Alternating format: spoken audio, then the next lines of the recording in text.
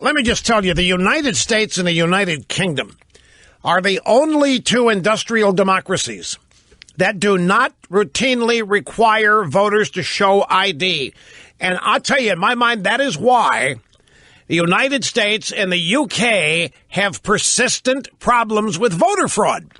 But this idea that Barack Obama spouts yesterday in a press conference, and the Democrats have been doing this for as long as I've been alive, that we make it hard to vote. No, what's hard in this country is to file your taxes. That's hard. Filing your taxes, dealing with the IRS, doing it on time, making sure that you obey every rule and regulation that you're subject to, that is hard. Voting is not hard. Registering to vote is not hard. We have made it as easy as showing up to get a driver's license. We've made it as easy as registering your car. We've made it as easy as anything. And to eliminate fraud, you would have voter ID, photo ID required. Mexico does, and everybody loves Mexico.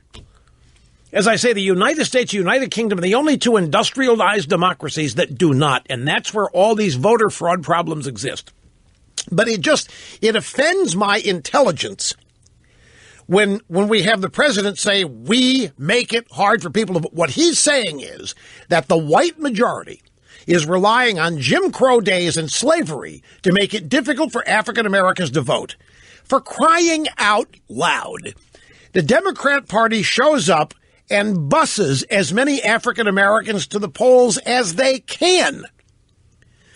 And they get 93% of the black vote every presidential election. And somehow this is making it hard.